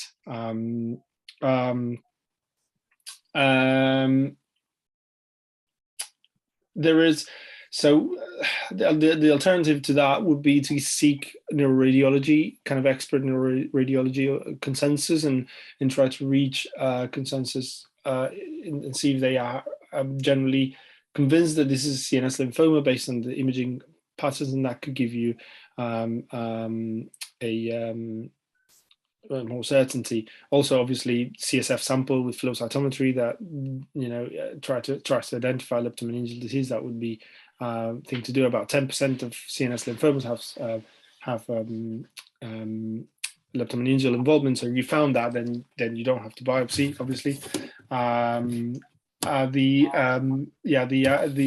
interleukin ratio is quite unspecific, so I probably wouldn't use it as much certainty of diagnosis. I think it can just give you a bit more reassurance, but I don't think it will break the deal. The other question he has is, do you use intrathecal methotrexate for testicular DLBCL? Yes, yeah, we do. So testicular is one of those. So Burkitt testicular are one of these two indications that we still use intrathecals. They, with the same level of evidence, but the protocols are very well defined with intrathecal chemotherapy, and therefore we tend to use the protocol exactly as it is. So yeah, we do. Thank you. Dr. Aishwarya, your questions. Thank you for the wonderful talk. Just wanted to know that any modification or additional therapy if the primary CNS lymphoma is just intraocular in location. Intraocular, yeah? Yes. Okay, yeah. So intraocular is I could include it because of the interest of time, but it's a really interesting disease. So we so to begin with, we test for intraocular involvement in every patient. So intraocular involvement is just basically an examination of a fundoscopy that finds kind of floating cells in the vitreous. So when you have that in combination with a diagnosed primary CNS lymphoma, you can safely assume that this patient has ocular involvement. If you're going to treat that patient intensively, then we normally don't do any additional therapy for the intraocular disease. The hardest ones are the ones that are actually truly intraocular without CNS disease, because the diagnosis of that is very tricky. And then on these patients, actually, we have had a few cases where the MYD88 mutation assessment on the vitrectomy has given us a diagnosis, because the amount of cells is so small that the histological diagnosis is very difficult. So when there's true primary intraocular lymphoma, we also, if the patient is fit, we tend to use the similar approach, intensive induction plus autologous stem cell transplant. There is about a 50% risk of extension to systemic or parenchymal disease with primary intraocular lymphoma, and therefore we tend to go for the intensive approach, trying to prevent that event from happening, which is sufficiently high. I think. The issue is then when you're not fit for the intensive therapy, and in that case, then localized approaches such as radiotherapy are probably the best option for these patients. We personally have had very bad outcomes with local therapy for primary intraocular lymphoma, because they've ended up progressing in parenchymal disease, even if you did that in radiotherapy. There's also the possibility of use of intravitreal rituximab, which we have used also anecdotally in a few patients, and has had some effect as well. And the similar concept apply for isolated vitreal relapse. You would probably treat as a parenchymal relapse, because the risk of parenchymal disease is quite high as well. Yeah, so hope I answered your question. So should we routinely look for intraocular involvement in all primary? Yes. So our workup, standard workup for primary CNS lymphoma is a visit to ophthalmology to actually look for vitreal disease, basically because if these patients have vitreal disease at relapse, this is very important to monitor, because the vitreal disease has a higher chance of being refractory to treatment, and being present at the end will probably lead you to do an additional consolidation strategy for the eyes if there's still vitreal disease present at the end of therapy. So for that reason, we do that. Thank you, sir. Thank you. We'll be going to Dr. Shruti, and before that, we'll take 2 questions from the chat box. In case imaging was suggestive of lymphoma, and for some other reason, the treating physician has given a lot of steroids to the patient, and now there is no tissue to biopsy, how do you proceed?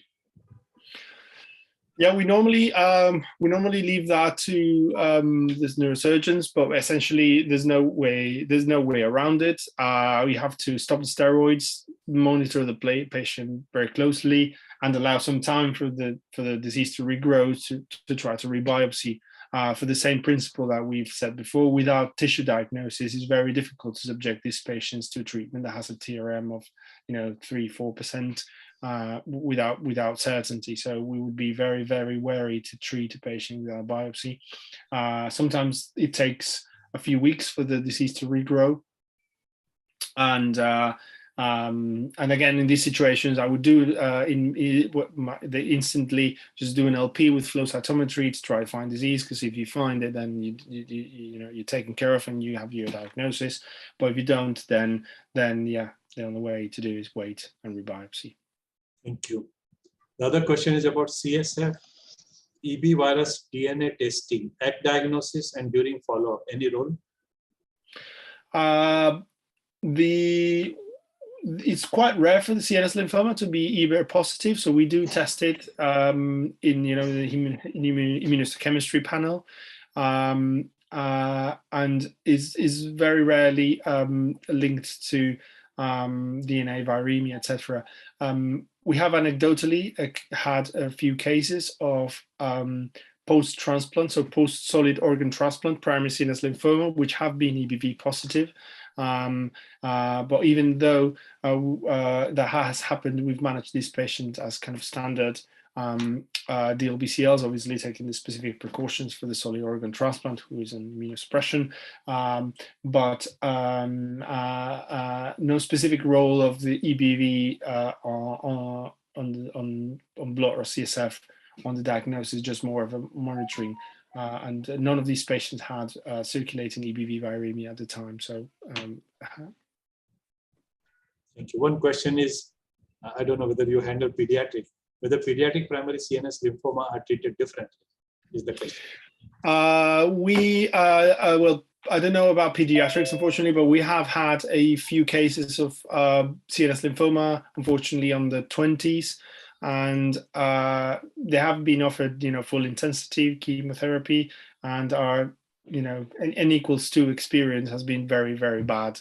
For whatever reason, we think the biology of disease in younger people is different, or perhaps there's an element of pharmacokinetics of the drugs on younger people with perhaps more solid blood-brain barriers. We don't really know, but our personal experience has been quite bad, and well, we obviously try, and these patients have gone.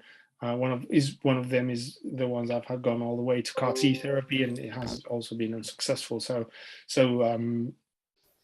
yeah, I mean, from 18 and above, I probably would treat with matrix and intensity, full intensity, and autologous stem cell transplant. I don't think we know any better. Thank you, Dr. Suti. Your question. Yeah, thank you, sir, for a very wonderful talk. Sir, I wanted to ask role of any BCL2 inhibition like venetoclax in consolidation and primary CNS lymphoma or in relapsed refractory settings. Well, I think the evidence is also very, very, very, very preliminary. So I don't think we have any meaningful data yet to say whether or not these will be efficacious. I don't think there's any hard evidence about CSF penetration of venetoclax yet. So I would, yeah, it's definitely a possibility of a good agent that could be used for this condition, but I don't think we're there yet with any evidence. And sir, any role of bortezomib? Same reason. I don't. I don't know. Honestly, I don't know if there's a good level of CNS penetration of the bortezomib. My gut feeling is probably not. There is some disruption of the blood-brain barrier, and people have been biopsied, etc. So you could argue that there will be some bortezomib that will penetrate, but I don't think I've seen any early phase studies with these agents, so I probably wouldn't recommend it. Thank you, sir. Thank you, Dr. Nidhi. So I would like to know regarding the role of maintenance therapy, particularly in patients who are not candidates for undergoing. So would you consider them for maintenance, and with which agent and for how long? Yeah, so for maintenance therapy on these sort of patients who have, had some moderate intensity methotrexate, but then they are not candidates for transplant, we tend to use two agents, essentially procarbazine or temozolomide. I don't think there's any good evidence to choose one or the other. We're much more familiar with procarbazine.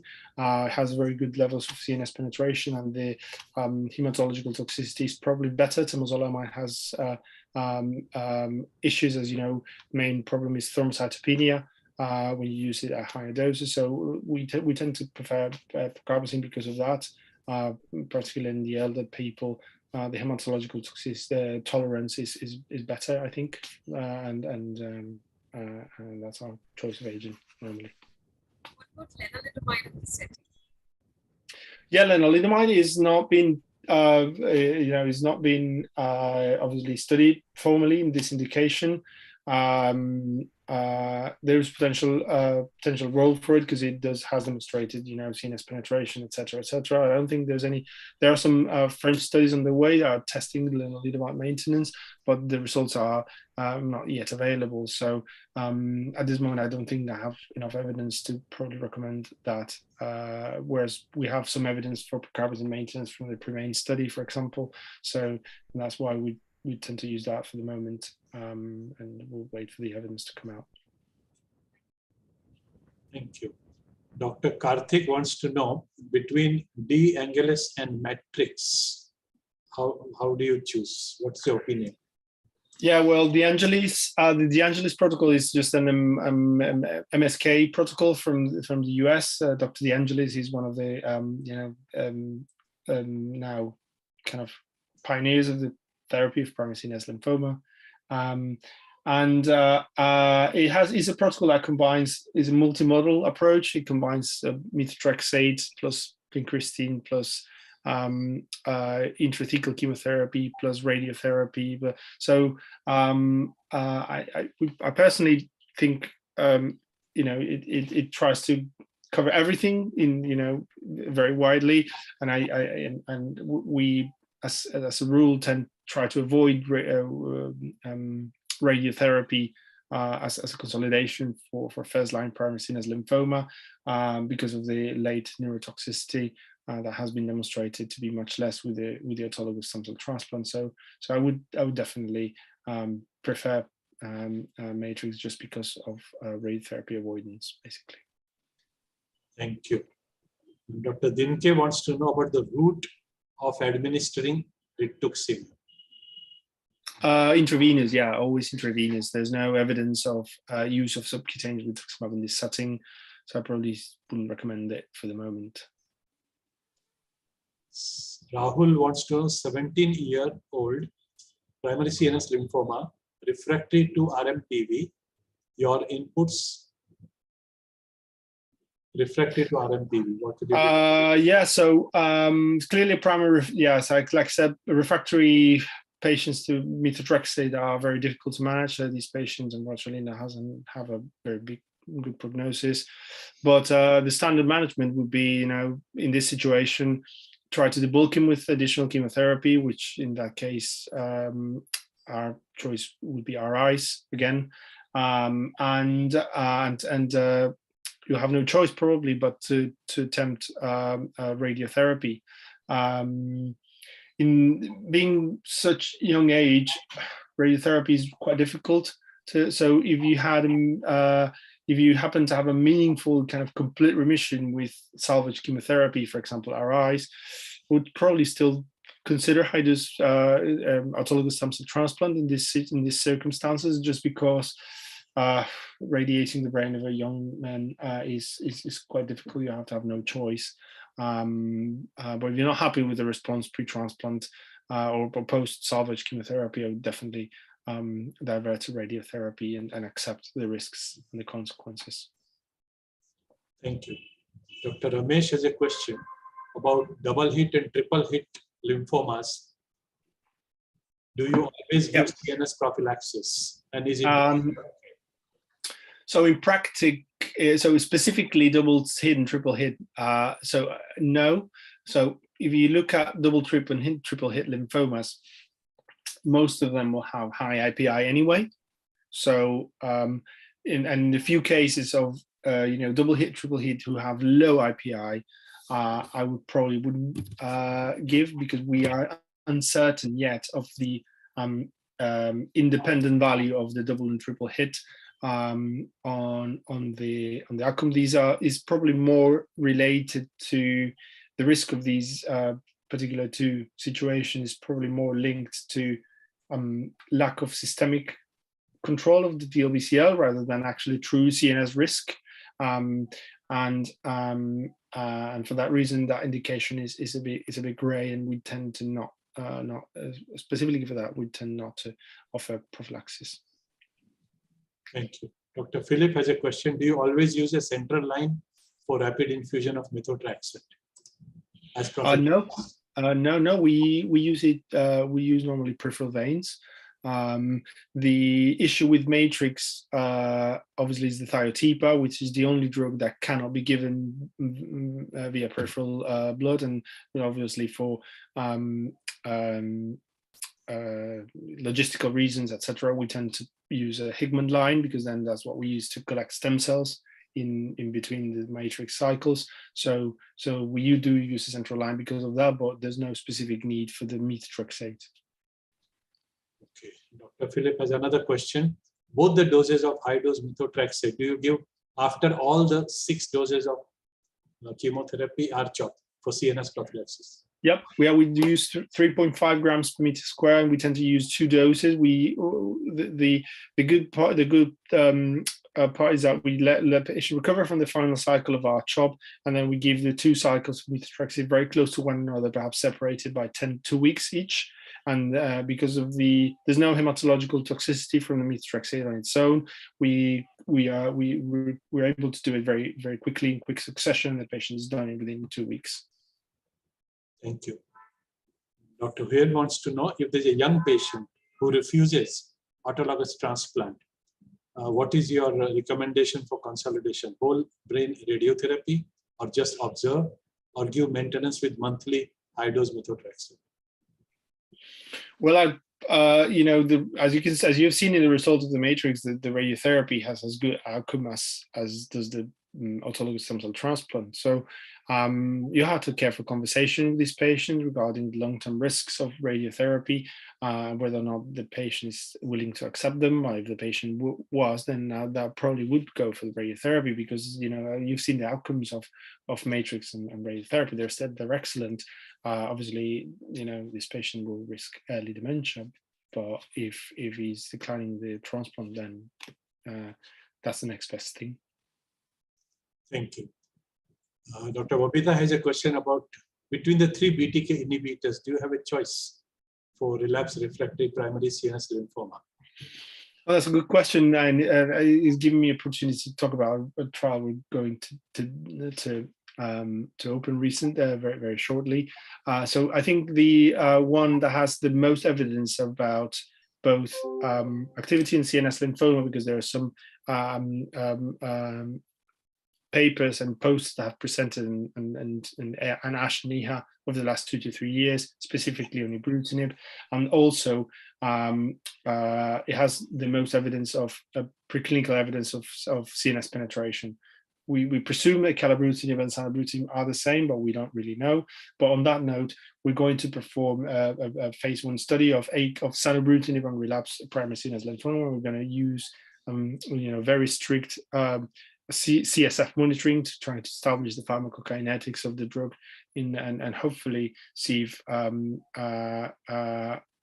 we have solid evidence of that, and also what the efficacy will be. So a very interesting study that will shed some light into that. Thank you. Dr. Abha, your question. Thank you, sir. My question is the imaging modality of choice. I understand that at baseline you will need a PET-CT to exclude systemic disease, but for prognostication, is a CE-MRI better than a PET-CT for the follow-up? No, I think I think we prefer PET-CT. I think it has a lot more sensitivity to kind of low-level occult CNS disease, etc. So I for systemic imaging, I think PET is unquestionable as probably the best. If you didn't have access to PET, or sometimes patients coming quite affected, poor performance status, or there's urgency to treat them, we have occasionally used CT as a modality of imaging, bearing in mind that with CT you would have to include also testicular ultrasound in males to be sure that there's no testicular involvement and you're not talking about primary testicular DLBCL. So combination of those two would probably replace the PET. Understand. And so you mentioned histology apart from DLBCL in a case of PCNSL. I think you've already covered in the lecture the Hodgkin lymphoma, mantle lymphoma, all those treatments were pertaining to primary CNS lymphomas with those histology, correct? Yeah, so the treatments are slightly different. So for Hodgkin, we would give ICE chemotherapy, which is active on Hodgkin, and we know there's no evidence of methotrexate and RC in Hodgkin for that reason. However, for mantle, for example, matrix is probably active because RC is very active in mantle. You could use also, that is probably the best choice for mantle. Although the frontline therapy for mantle also contains RC, so it might be also active in CNS disease. And for others, low grade, just to mention that bendamustine normally has very good CNS penetration and might be good enough for most with low grade, particularly marginal and follicular, and most of them have only meningeal involvement. Right. Thank you. Thank you, sir. Dr. Akanksha is asking, neurolymphomatosis is common with advanced systemic lymphoma. Is neurolymphomatosis possible with a single brain lesion? And should we do biopsy of the nerve plexus, paravertebral mass of the nerves? Well, it depends on.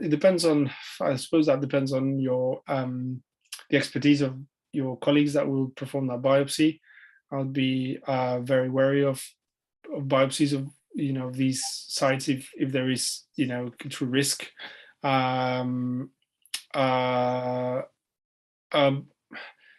But again, the same principle applies. It's just the therapy is so toxic that you really need to have confirmation. So you really try to find a way to get to those ideally.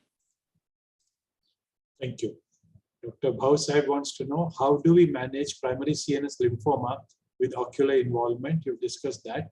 Role of intravitreal methotrexate and rituximab, schedule and the dose.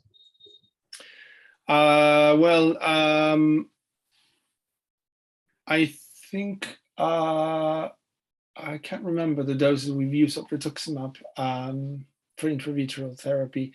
I'm just trying to think. I think it was a course of 4 doses that we're giving. I think 2 weeks apart. Just from memory, but yeah, no, I wouldn't be able to comment on actually more than that. And I've commented on the management before that would normally try to use the intensive approach on these situations. Right. Role of rituximab lenalidomide in relapsed primary CNS lymphoma. You have discussed that. Relapsed refractory primary CNS lymphoma is testing for MYD88 mutation necessary prior to starting BTKI. You answered. Yeah, I think I'm discussed. I think it's not gonna be. And last one is, how much fluid do you collect in practice for the CSF flow cytometry? The quantity.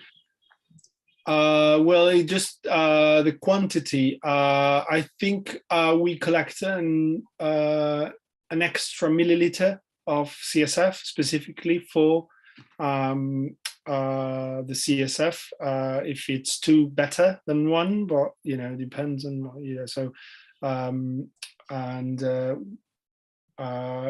we tend to use specific tubes that are called transfix tubes that are preserving the architecture of the cells a bit better. If it depends on your setting. If your sample has to travel a bit to get to your flow cytometry lab, these transfix tubes have been quite useful, and we've tested them in CSF and they work quite nicely. Thank you, Dr. Nicholas. That was the last question. Extremely grateful to you for sparing so much time, giving this talk and then a very long question answer session. I'm extremely grateful to you. Yeah, thank you. It's been it's been great. It's generated a lot of interest and a lot of questions. I'm very happy to that. I hope I was able to clarify a thing or two, and I'm happy to be contacted if anyone has a difficult case or a difficult situation. We'll be very happy to advise. This is what we do, and just so please, if someone wants to email me, you have my address, and please feel free to get in touch. And very grateful again for your invitation. It's been a great pleasure. Thank you. And thanks to all the discussants. Thanks to the audience. Thanks to our chief guest, Dr. Reena, today. And thanks to the event manager. And have a wonderful day ahead with your family. Happy Sunday. Bye-bye. Thank you. Bye.